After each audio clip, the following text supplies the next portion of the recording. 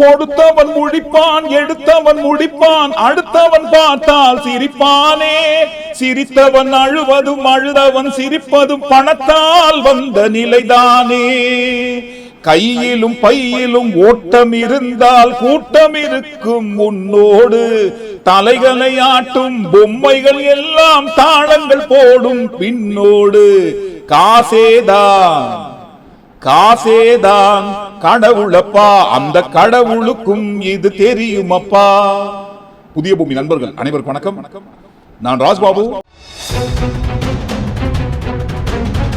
Disclaimer, இந்த காணொலிக்குள்ள போவதற்கு முன்பாக சொல்லிடுறோங்க, இந்த காணொலிக்குள்ள வருகின்ற சொல்லப்படுகின்ற செய்திகள் சம்பவங்கள் அனைத்தும் ஊருக்குள்ள நடந்துட்டு இருக்கு.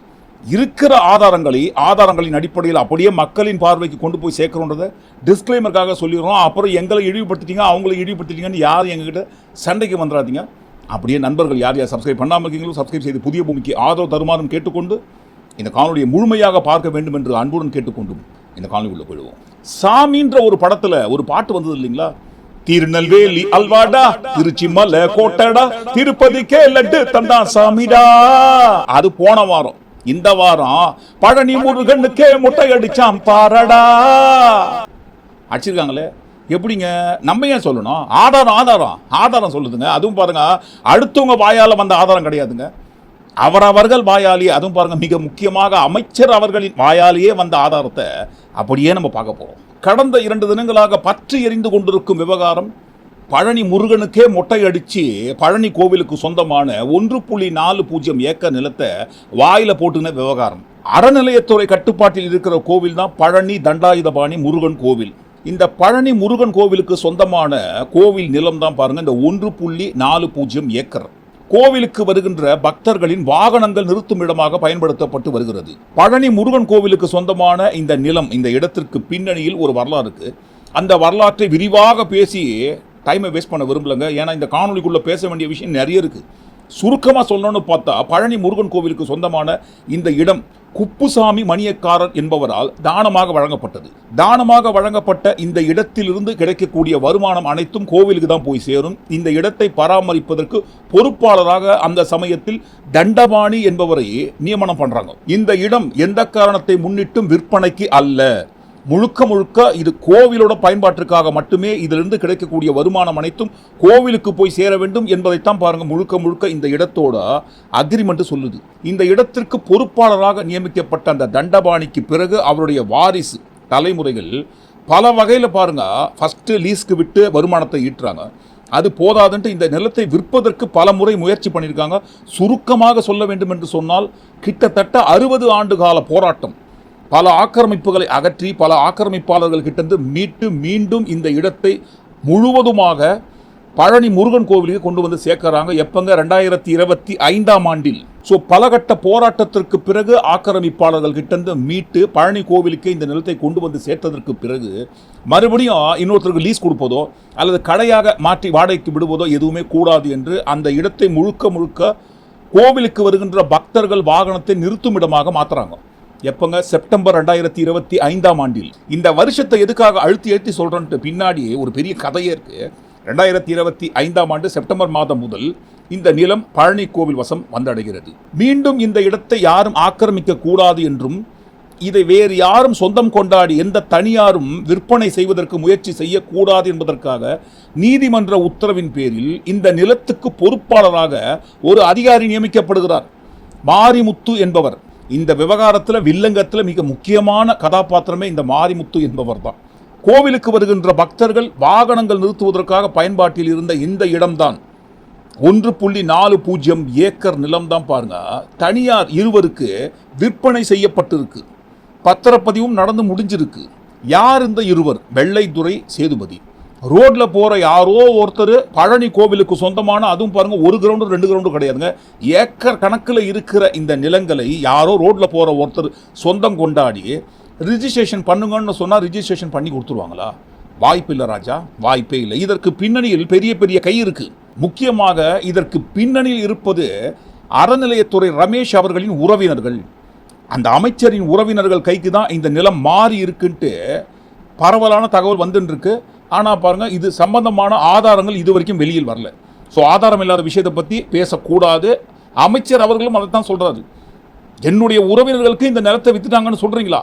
நான் அது குழந்தையா என்னன்னு சொல்றீங்களா? உங்களை சும்மா விட மாட்டேன். யார் யாரெல்லாம் என்னுடைய உறவினர்கள்னு சொல்லி பேசினாங்களோ அவங்க ஐடியெல்லாம் நோட் பண்ணி கமிஷனர் ஆஃபீஸில் புகார் கொடுத்துருக்காராம். சம்பந்தப்பட்டவர்கள் மீது, அதாவது அவதூறு பரப்பியவர்கள் மீது எஃப்ஐஆர் பதிவு பண்ணி நடவடிக்கை எடுக்கப்படும்னு பிரஸ் மீட் கொடுத்து சொல்றாரு. புகார் நேத்தே கொடுத்தாச்சு சார், கமிஷனர் ஆபீஸ்ல புகார் கொடுத்தாச்சு. சம்பந்தப்பட்ட ஐடிஸ், எந்தெந்த யூடியூப் மீடியாஸ், எந்தெந்த முக்கியமான மீடியாக்கள்ல என்னுடைய உறவினர்னு சொல்லி சொல்றது, எனக்கு இதுல பங்கு இருக்குன்னு சொல்லி சொல்றது, ஆதாரம் இல்லாத குற்றச்சாட்டுல யார் யாரெல்லாம் வச்சிருக்காங்களோ ப்ராப்பர் லிங்கோட அவங்க செய்தியோட எல்லாத்தையுமே கமிஷனருக்கு கம்ப்ளைண்ட் கொடுத்துருக்கோம். அதன் மேல ஆக்ஷன் எடுப்போம். தொடர்ந்து இதே மாதிரி இழிவாக முறையில இதே மாதிரி ஒரு பொய் புரட்டு செய்திகளை ஆதாரம் எல்லாம் பேசிட்டு இருந்தா அடுத்த கட்ட நடவடிக்கை எடுப்போம் சட்ட ரீதியா. கிட்டத்தட்ட மிரட்டும் துணியில் சொல்றாருன்னு எடுத்துக்கலாம், தப்பு கிடையாது. நம்ம ஆதாரம் இல்லாத விஷயத்தை பத்தி பேச மாட்டோம்னு எல்லாருக்குமே தெரியும். ஸோ இந்த நில விவகாரத்தை குறித்து மட்டும்தான் நம்ம பேச போகிறோமே தவிர இந்த நிலத்துக்கு பின்னணியில் இருக்கிற ரமேஷ் அவர்களின் உறவினர்கள் என்பதற்கு ஆதாரம் இது வரைக்கும் கிடைக்கலங்க.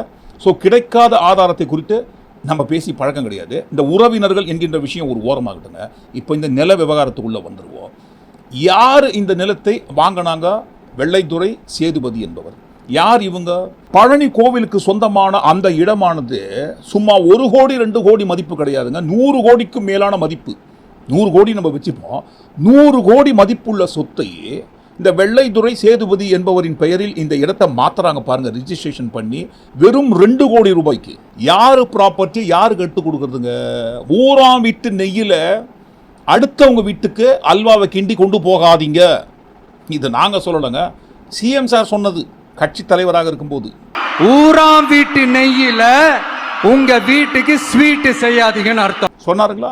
ஸோ ஊராம் வீட்டு நெய்யை எடுத்து யார் யாரெல்லாம் அல்வா கிண்டிருக்காங்க, அப்படி இந்த அல்வா கிண்டினதுல யார் யாருக்கெல்லாம் பொறுப்பு இருக்குங்க? யாருக்குமே பொறுப்பு கிடையாதுங்க. இதில் யாருக்கு என்ன இருக்கு? ஒரே ஒரு சப் ரிஜிஸ்ட்ரார் ஜஸ்டின் மணிகண்டன் என்பவர், அவர் மட்டும்தான் இந்த 100 கோடி ரூபாய் நிலத்தை பதிவு பண்ணதில் முழு பொறுப்பு. அதனால பாருங்க, அவரை நாங்கள் சஸ்பெண்ட் பண்ணிட்டோம். யாருங்க? சப் ரிஜிஸ்ட்ரார் ஜஸ்டின் மணிகண்டன் என்பவரை சஸ்பெண்ட் பண்ணிட்டோம்னு பிரஸ் மீட்ல நேற்றைய தினம் அறநிலையத்துறை அமைச்சரான ரமேஷ் அவர்கள் சொன்னது. மாண்புமிகு அமைச்சர் அவர்களும் அவர் துறை சார்ந்து அந்த சார் பதிவாளரை உடனடியாக சஸ்பென்ஷன் பண்ணிட்டு, பெரியவங்கெல்லாம் ஒரு உதாரணம் சொல்லுவாங்க இல்லைங்களா, அந்த காலத்தில் கேப்பையிலேருந்து நெய் வடிதுன்னு சொன்னால் அதை கேட்கறதுக்குன்னு ஒரு தனி கூட்டம் இருக்குன்ட்டு, அந்த கூட்டத்துக்கிட்ட வேணா தேடி கண்டுபிடிச்சி போய் சொல்லலாம். ஒருவேளை உங்களை ஃபாலோ பண்ணுற உங்கள் கட்சியை ஃபாலோ பண்ணுற கூட்டத்துக்கிட்ட சொன்னால் கூட நம்புறதுக்கு வாய்ப்பு இருக்குங்க. இதை இட்லின்னு சொன்னால் சட்னியோட நம்பாதுன்ற ஒரு ஸ்டேட்மெண்ட்டை கொடுக்குறாரு. 100 கோடி ரூபாய் நிலத்தை ஒரே ஒரு சப் ரிஜிஸ்ட்ராரோட அதிகாரத்தை கொண்டு யாரோ ரோட்டில் போகிற ஒருத்தருக்கு சொந்தம்னு வந்து நின்னோன்னு பத்திரப்பதிவு பண்ணி கொடுத்துட்டாங்களா? இதை நம்பணும் இல்லைங்களா? நம்பணுன்றாருங்க மினிஸ்டரு. நம்பணும், நம்பித்தான் ஆகணும். நம்பலைன்னா நாங்கள் நடவடிக்கை எடுப்போன்றாரு. நம்பலாம், தப்பு கிடையாது. இந்த ரிஜிஸ்ட்ரேஷன் பண்ணதுக்கு பின்னாடி இருக்கிற ஒரு நெட்வொர்க்கை மொத்தமாக நம்ம எடுத்து போட்டுடுறோம். எடுத்து போட்டதுக்கு அப்புறம் உண்மையிலேயே பாருங்க, அமைச்சர் அவர்கள் சொல்வதை நம்பலாமா வேண்டாமான்ட்டு மக்களின் பார்வைக்கே விட்டுடுறோம். சப் ரிஜிஸ்ட்ரார் சஸ்பெண்ட் செய்யப்பட்ட அந்த சப் ரிஜிஸ்ட்ரார் ஜஸ்டின் மணிகண்டன் என்பவர் யாருங்க?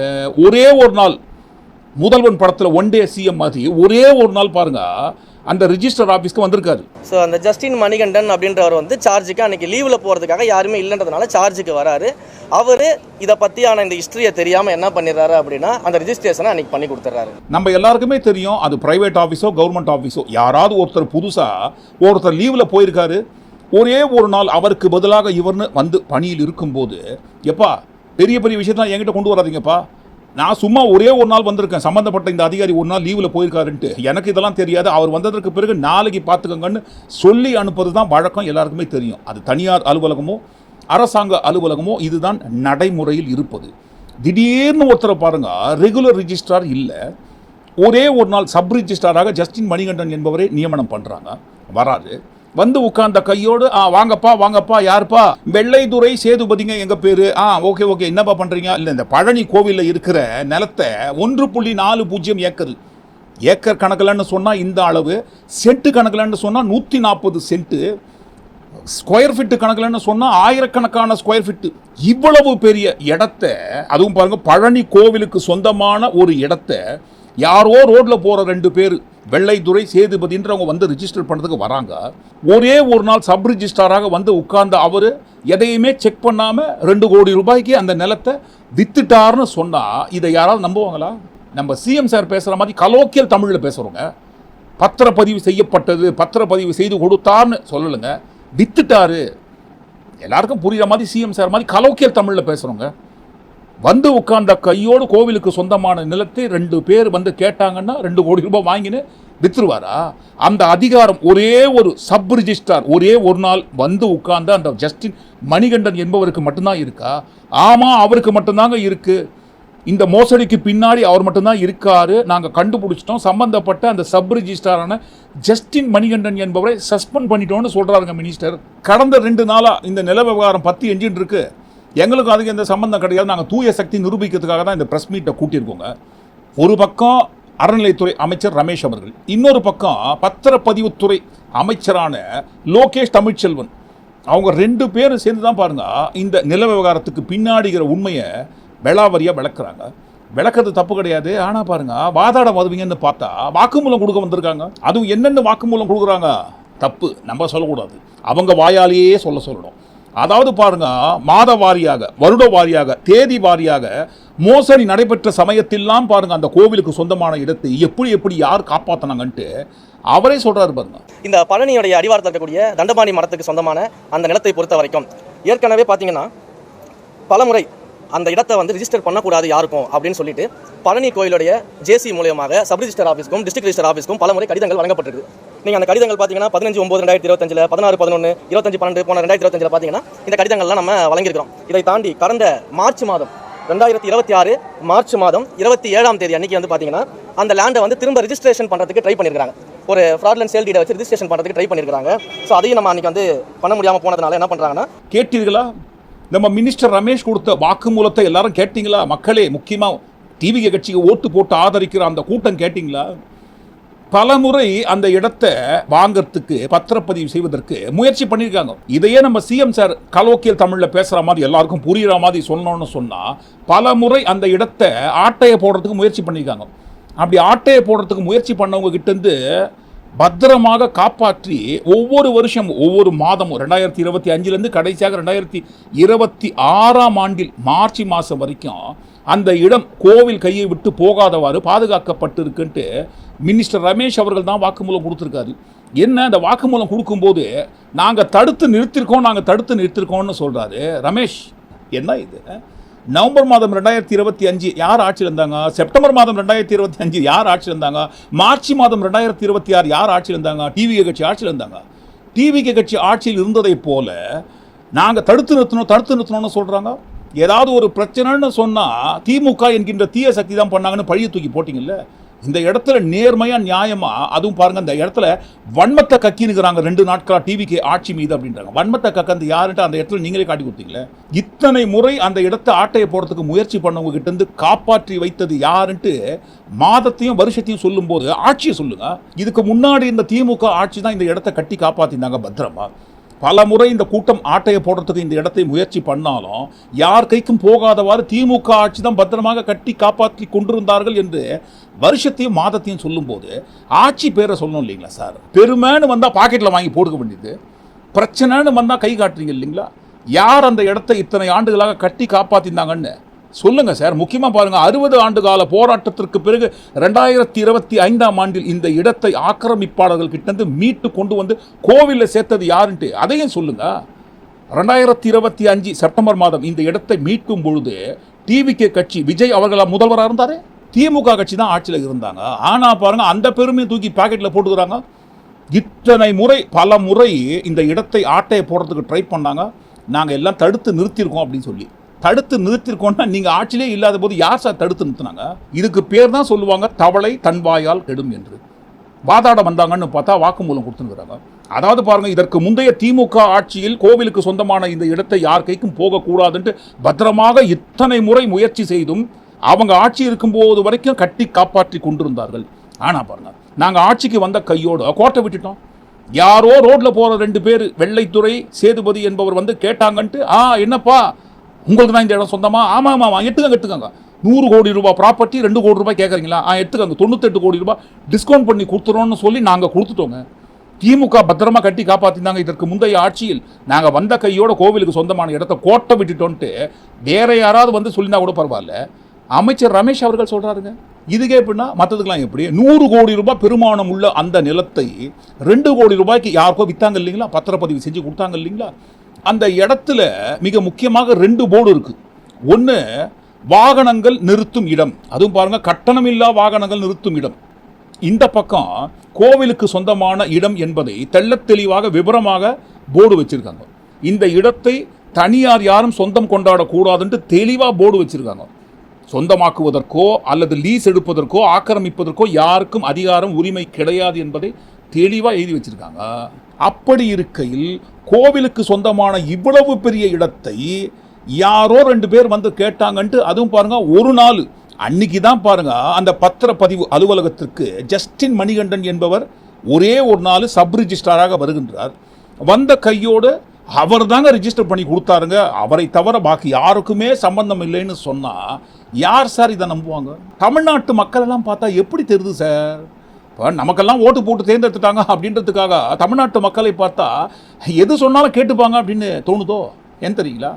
அடுத்த விஷயத்தை சொன்னார் பாருங்க. இதை தாண்டி கடந்த மார்ச் மாதம் 2026 மார்ச் மாதம் 27ஆம் தேதி அன்னைக்கு வந்து பாத்தீங்கன்னா அந்த லேண்டை வந்து திரும்ப ரிஜிஸ்ட்ரேஷன் பண்றதுக்கு ட்ரை பண்ணிருக்காங்க. ஒரு ஃப்ராட்லன்ட் சேல் டீடை வச்சு ரிஜிஸ்ட்ரேஷன் பண்றதுக்கு ட்ரை பண்ணிருக்காங்க. ஸோ அதையும் நம்ம அன்னைக்கு வந்து பண்ண முடியாம போனதுனால என்ன பண்றாங்கன்னா ஒரு ரெஃப்யூசல் ஸ்லிப் ஒன்று கொடுத்துறாங்க. இதை பண்ண முடியாது அப்படின்னு சொல்லிட்டு ரெஃப்யூசல் ஸ்லிப் ஒன்று அந்த ஏப்ரல் மாசத்துல 1ஆம் தேதி கொடுத்துறாங்க. போதும் போதும் போதும், இது போதும். வேற யாராவது இந்த உண்மையை சொல்லியிருந்தா கூட எதிர்கட்சிகள் சதின்னு சொல்லியிருப்பாங்க. சம்பந்தப்பட்ட அமைச்சரை தான் சொல்ற அவரே தான் இந்த கோவிலுக்கு சொந்தமான இடத்திற்கு பின்னணியில் எவ்வளவு பிரச்சனை இருக்குன்ற உண்மையை சொல்றாரு. கடைசியாக ஏப்ரல் மாதத்தில் கூட பத்திரப்பதிவு இந்த இடத்தை ஆட்டையை போடுற வந்தவங்களுக்கு ரெஃப்யூசல் ஸ்லிப்பு கொடுத்ததாக சொல்றாரு. 2வது, இது சம்பந்தமான வழக்கு நீதிமன்றத்துக்கு போகும்போது கடைசியாக ஏப்ரல் மாதத்தில் கூட ஜட்ஜி ஒரு வார்த்தையை குறிப்பிடுறாரு, கேன் பி கன்சிடர். அதாவது இந்த சம்பந்தப்பட்ட ஆதாரங்களை எல்லாத்தையும் பார்த்துட்டு சரியாக இருக்கிற பட்சத்தில் என்னென்னு பார்த்துக்கோங்கப்பான்ட்டு கேன் பி கன்சிடர்ன்ற வார்த்தையை ஜட்ஜி குறிப்பிட்டதாகவும் சொல்றாரு. அந்த ரெஃப்யூசல் ஸ்லிப்பை வச்சுக்கிட்டு அந்த பிரைவேட் பார்ட்டி என்ன பண்றாங்க, ஒரு 2-3 பேர் சேர்ந்துக்கிட்டுனா கோர்ட்டுக்கு போறாங்க. ஸோ கோர்ட்டுக்கு போயிட்டு ஏப்ரல் 10ஆம் தேதி ஒரு ஆர்டர் ஒன்று வாங்குறாங்க. அந்த ஆர்டரில் வந்து பார்த்தீங்கன்னா கோர்ட் வந்து ஒரு வழிமுறையை கொடுக்குறாங்க. டாக்குமெண்ட்ஸ் எல்லாம் வெரிஃபை பண்ணி அது சரியாக இருந்தால் ரெஜிஸ்ட்ரேஷன் பண்ணலாம் அப்படின்ற டாக்குமெண்ட்ஸ் சரியாக இருந்தா வெரிஃபை பண்ணி கேன் பி கன்சிடர்னு ஒரு கேன் பி கன்சிடர்னு சொல்றாங்க. ஸோ அப்படி வந்து ஒரு ஆர்டர் கொடுக்குறாங்க. இந்த ஆர்டருமே வந்து வித்தின் த 1 வீக், ஒரு வாரத்துக்குள்ள இதை செய்யணும் அப்படின்றது தான் கோர்ட்டுடைய அன்றைக்கு இருந்த ஆர்டராக இருக்கிறது. அதாவது கோவிலுக்கு சொந்தமான அந்த இடம் இன்னாருக்கு சொந்தம் என்கின்ற ஆதாரபூர்வமான ஆதாரம் பத்திர வாயிலாக இருந்ததுன்னா என்னன்னு செக் பண்ணி பார்த்துட்டு பண்ணுங்கப்பா அப்படின்னு சொல்லி இவ்வளவு வில்லங்கம் அந்த இடத்துல இருக்கு, இவ்வளவு பிரச்சனை இருக்கு, இவ்வளவு லிட்டிகேஷன் பிரச்சனை இருக்கு. சர்வே எண் 998, சர்வே எண் 999. இந்த சர்வே எண்ணை போட்டாலே இந்த இடத்துக்கு பின்னாடி இருக்கிற பிரச்சனை என்னன்னு எல்லா ஹிஸ்டரியும் வந்துடும். ஒரு இடத்துக்கு பத்திரப்பதிவு நடக்குதுன்னு சொல்லும்போது அந்த இடத்தோட சர்வே எண்ணை ஃபர்ஸ்ட் போட்டு பார்ப்பாங்க. இதில் ஏதாவது வில்லங்கம் இருக்கா, சட்ட ரீதியான பிரச்சனை இருக்கா, இந்த இடம் ஏற்கனவே விற்பனை செய்யப்பட்டதா, இப்போ யார் பேரில் இருக்கு, இதை விற்பனை செய்வதற்கு உகந்த இடம் தானான்னு எல்லாத்தையும் சர்வே எண்ணை போட்டு பார்த்துட்டு தான் பாருங்க ரிஜிஸ்டர் பண்ணுவாங்க. இவ்வளவு பிரச்சனைக்குரிய அந்த இடம் கோவிலுக்கு சொந்தமாக இருக்கிற அந்த சர்வே எண் 998, 999 என்கின்ற சர்வே எண்ணை வந்த கையோட ஜஸ்டின் மணிகண்டன் என்கின்ற சப் ரிஜிஸ்ட்ரார் ஒரே ஒரு நாள் ரெகுலர் சப் ரிஜிஸ்ட்ரார் இல்லைன்னு சொல்லி அவர் வரவேற்கிறாங்க. வந்த கையோடு அந்த சர்வே எண்ணை போட்டு பார்த்துட்டு என்னப்பா எந்த பிரச்சனை இல்லையா, வாங்க வாங்க வாங்க வெள்ளைத்துறை சேதுபதி 2 பேரும் நீங்கள் எடுத்துன்னு போங்கப்பா, சீல் அடித்து கைது போட்டு குத்துருவாரா ஒரே நாளில்? அதற்கு வாய்ப்பே கிடையாது. சட்டம் தெரியாதவங்க கிட்ட போய் சொன்னால் கூட இதை யாருமே ஏற்றுக்க மாட்டாங்க. ஆனால் ஒட்டுமொத்த தமிழ்நாட்டு மக்களும் நம்பணும்னு சொல்லி நம்ப வைக்கிறதுக்காக இந்த ப்ரெஸ் மீட்டை கூட்டியிருக்காரு இல்லைங்களா? இதற்கு பின்னணியில் ஒரு மிகப்பெரிய நெட்வொர்க்கே இருக்குது. அந்த நெட்வொர்க்கை குறித்து நம்ப சொல்லக்கூடாதுங்க. அப்போ அங்கே பொறுப்பில் இருந்த ரெஜிஸ்டர் இப்போ தற்போது வந்து பார்த்தீங்கன்னா முதல்ல இருந்த ரெஜிஸ்டர் வந்து பணியிட மாற்றம் பண்ணி புதிதாக திருப்பூரை சேர்ந்த ஈஸ்வரிங்கிறவங்க இங்கே ஜாயின் பண்ணணும். ஆனால் இது வரைக்கும் அவங்க 10 நாள் ஆச்சு, இது வரைக்கும் அவங்க ஜாயின் பண்ணலை. அது ஒரு மிகப்பெரிய சந்தேகத்தை வலுக்குது. பணியிட மாற்றமானால் உடனடியாக ஜாயின் பண்ணணும், அதுக்கப்புறம் அவங்க லீவ் போட்டாலும் பரவாயில்ல. இது வரைக்கும் அவங்க பணிக்கே வரல, இது ஒரு மிகப்பெரிய சந்தேகம். இதையும் பார்த்தீங்களா, நம்ம எல்லோரும் நினைப்பதை போல ரெகுலர் சப் ரிஜிஸ்ட்ரார் லீவில் கிடையாதுங்க, டிரான்ஸ்ஃபர் பண்ணியிருக்காங்க. அதுவும் எப்போ டிரான்ஸ்ஃபர் பண்ணியிருக்காங்க, 1ஆம் தேதி அன்னைக்கு டிரான்ஸ்ஃபர் பண்ணியிருக்காங்க. எதுங்க ஏங்க யாரோ ஒருத்தர் சொன்னால் எப்படி நம்புறதா?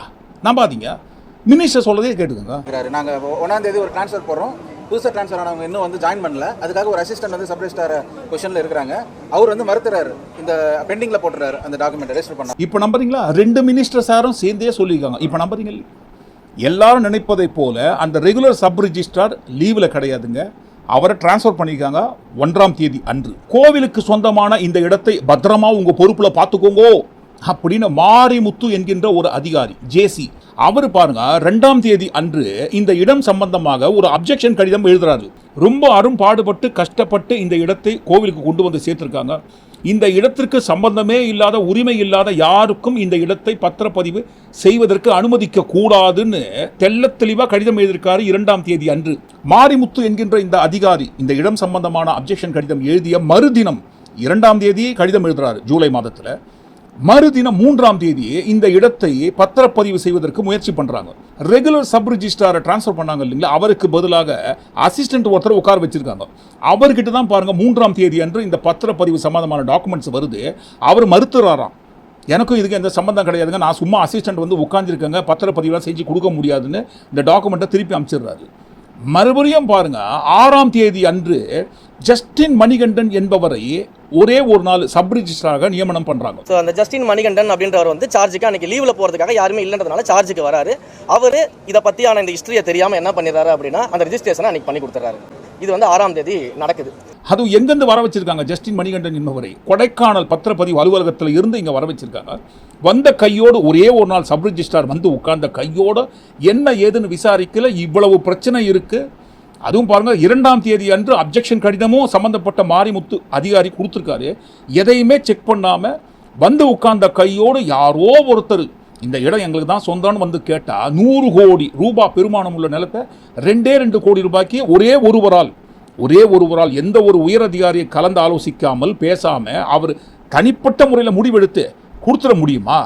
கொடுத்ததாக சொல்றாருங்க. ஒரே ஒரு சப் ரிஜிஸ்ட்ரார் மட்டும்தாங்க இதில் சம்மந்தப்பட்டிருக்காரு. அவரை நாங்கள் சஸ்பெண்ட் பண்ணிட்டோன்றாங்க. அப்போதான் இந்த இடத்துல ஒட்டுமொத்தமான மக்களுக்கு வருகின்ற சந்தேகம் எழுப்பும் கேள்விகள் என்னவென்றால், இவ்வளவு பெரிய இடத்தை ஒரே ஒரு சப் ரிஜிஸ்ட்ரார் நினைத்தால் யாரோ ஒருத்தர் எனக்கு தான் சொந்தம்னு கேட்டால் ரிஜிஸ்டர் பண்ண முடியுமா? 2வது, அறநிலையத்துறை மற்றும் பத்திரப்பதிவுத்துறை 2 துறைக்கும் சேர்த்தார் போல ஒரு அதிகாரி இருக்காரு, செக்ரட்டரி IAS மிஸ்டர் குமர குருபாரன் என்பவர். அவர்கிட்ட கன்சல்ட் பண்ணாரா? எங்கிருந்தோ வந்து உட்கார்ந்தார் இல்லைங்களா, கொடைக்கானல்ல இருந்து சப் ரிஜிஸ்ட்ரார் ஜஸ்டின் மணிகண்டன் ஒரே ஒரு நாள் அவர்கிட்ட கேட்டாரா, என்னங்க இவ்வளோ பெரிய இடம் வந்திருக்குங்க, ரிஜிஸ்டர் பண்ணி கொடுத்துலாமா அப்படின்னு சொல்லிட்டு அவர்கிட்ட கேட்காம கூட எங்கிருந்தோ சப் ரிஜிஸ்ட்ரார் ஒரே ஒரு நாள் வந்தவர் ரிஜிஸ்டர் பண்ணி கொடுத்துட்டாரா? 3வது, அந்த இடத்தை பொறுப்பாக பார்த்துக்கங்கன்னு அதிகாரி ஒருத்தர் நியமனம் பண்ணாங்க இல்லைங்களா, ஜேசி மாரிமுத்து என்கின்ற அதிகாரி. அவர்கிட்ட கேட்டாரா, ஏங்க உங்க பொறுப்புல இருக்கிற ஒரு நிலத்தை வாங்கறதுக்காக 2 பேர் வந்திருக்காங்க, என்னங்க வித்துலாமான்ட்டு ஜஸ்டின் மணிகண்டன் என்கின்ற அந்த ஒரே ஒரு சப் ரிஜிஸ்ட்ரார் கேட்டாரா? 4வது, பத்திரப்பதிவுத்துறை என்பது மிக முக்கியமான துறை. அந்த துறையை இதற்கு முன்பாக இருந்த ஆட்சியாளர்கள் கெடுத்து குடிச்சராகி வச்சுட்டாங்க. நாங்க வந்து என்ன மாதிரி பண்ணி காட்டுறோம் பாருங்கன்னு சொன்னாங்க. பண்ணுங்க, தப்பு கிடையாது, அதுதான் எல்லாருமே எதிர்பார்க்குறாங்க. ஆனால் பாருங்க 1ஆம் தேதி டிரான்ஸ்ஃபர் பண்ணுறாங்க ரெகுலர் சப் ரிஜிஸ்ட்ரார். டிரான்ஸ்ஃபர் பண்ண அந்த நாள்லேருந்து யாரையுமே இது வரைக்கும் போஸ்டிங் போடாமல் ஏன் வச்சுருக்கிறாங்க? ரெகுலர் சப் ரிஜிஸ்ட்ராரை டிரான்ஸ்ஃபர் பண்ணிட்டு அவருக்கு பதிலாக ஒரு சப் ரிஜிஸ்ட்ராரை போஸ்டிங் போட்டிருக்காங்க. திருப்பூரை சேர்ந்த ஈஸ்வரி என்பவருக்கு தான் பாருங்க அந்த இடத்துல போஸ்டிங் கொடுத்துருக்காங்க. ஆனால் பாருங்க அவங்க வந்து சார்ஜ் எடுத்துக்கவே இல்லை.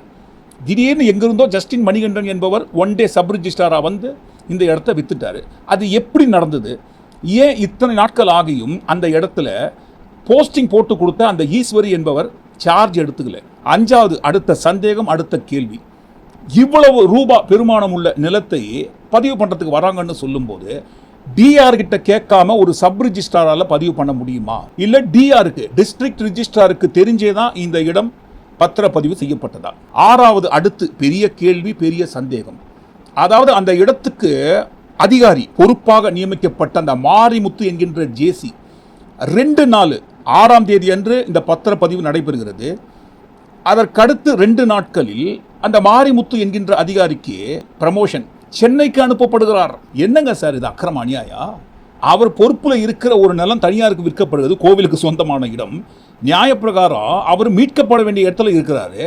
அவர் பொறுப்பில் இருக்கிற ஒரு நிலம் தனியார் கைக்கு விற்கப்படுகிறதுன்னு சொன்னால் அவர் மீது நடவடிக்கை தானே எடுக்கணும். அவரையும் விசாரணை வளையத்துக்குள்ளே தானே கொண்டு வந்திருக்கணும். மாறாக அவருக்கு ப்ரமோஷன் எதற்காக 2 நாளில் வழங்கப்பட்டதுன்ற ஒரு கேள்வியை தான் பாருங்க பிரஸ் மீட்ல கேட்டாங்க.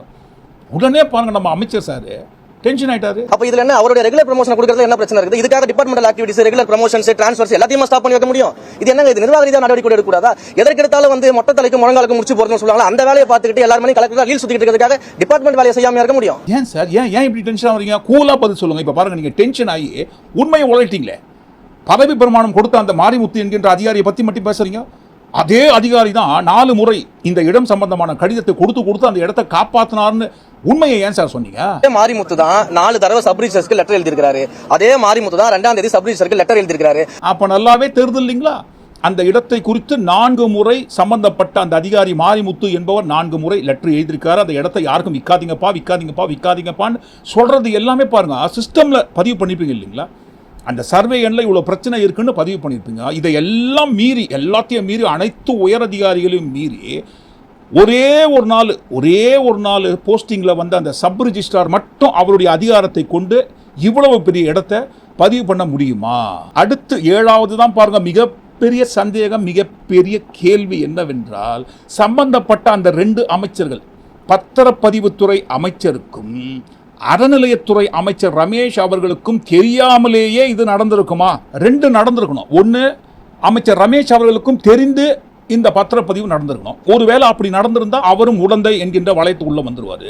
இல்லைங்க எனக்கு தெரியாதுங்க அப்படின்னு சொன்னா அப்போ உங்களுக்கே தெரியாம கோவிலுக்கு சொந்தமாக இவ்வளவு பெரிய பெரிய இடம் கையை விட்டு போகுதுன்னு சொல்லும்போது அப்போ அந்த துறை அமைச்சராக இருப்பதற்கு நீங்க பியூர்லி அன்ஃபிட், சட்டத்துக்கு விரோதமாக கோவில் நிர்வாகத்தை ஏமாத்தி யாரோ 2 பேர் வெள்ளைத்துறை சேதுபதி என்கின்ற 2 பேர் 2 கோடி ரூபாய் கொடுத்து வாங்கிட்டாங்க. அது வேற யாரோ கிடையாதுங்க, ரமேஷ் அமைச்சர் இருக்கார் இல்லைங்களா, அவரோட உறவினர்கள் தான் அப்படின்னு சொல்வதை நாங்களும் ஏத்துக்கல, நாங்களும் ஒப்புக்கொள்ளவில்லை. அது சம்பந்தப்பட்ட ஆதாரங்கள் இதுவரை வெளியாகவில்லை. ஆதாரம் இல்லாத விஷயத்தை பற்றி நம்ம பேசுவதே கிடையாது. ஆனால் இந்த இடத்துல வைக்கப்படும் கேள்வியும் சந்தேகம் என்னவென்றால் இது எதுவுமே தெரியாம ரமேஷ் அவர்களுக்கும் பத்திரப்பதிவுத்துறை அமைச்சர் யாருக்குமே எதுவுமே தெரியாம ஒரே ஒரு சப் ரிஜிஸ்ட்ரார் மட்டும் அவருடைய அதிகாரத்தை கொண்டு இவ்வளவு பெரிய வேலையை செய்திருக்க முடியுமா? மினிஸ்டர் ரமேஷ்க்கும் தெரியாது, மினிஸ்டர் லோகேஷ் தமிழ்ச்செல்வனுக்கும் தெரியாதுன்னு சொன்னா யாராவது நம்புற மாதிரி இருக்கா இல்லையான்னு கேட்பாங்களா, கேட்க மாட்டாங்களா? இது எல்லாவற்றுக்கும் மேலான ஒரு சந்தேகம், எல்லாவற்றுக்கும் மேலான ஒரு கேள்வி என்னவென்றால் அந்த இடத்துக்கு பொறுப்பாக இருந்த மாரிமுத்து என்கின்ற ஜேசிக்கு எதற்காக 48 மணி நேரத்துக்குள்ள ப்ரமோஷன் கொடுத்து அவரை வேற இடத்துக்கு மாற்றிருக்கீங்க? ஒரு அதிகாரிக்கு ப்ரமோஷன் கொடுத்து இருக்கிற இடத்துலேருந்து மாற்றி அனுப்புகிறாங்கன்னு சொல்லும்போது அதுவும் யாருக்குமே தெரியாதுங்களா? யார் அவரோட ப்ரமோஷன் ஆணையில் கையெழுத்து போட்டதுங்க? அவரே போட்டுக்கினாரா? நான் இவ்வளோ நாள் இந்த பதவியில் இருந்தேன், போர் அடிச்சு போச்சு, நானும் பாருங்கள் ப்ரமோஷன் ஆகணும் இல்லைங்களா, கொடுங்கப்பா அந்த ப்ரமோஷன் ஸ்லிப் கொடுங்க, நானே கையெழுத்து போட்டு நானே பதவி பிரமாணம் எடுத்துன்னு போயிடுறேன்னு அவரே கையெழுத்து போட்டு எடுத்துன்னு போயிட்டாரா?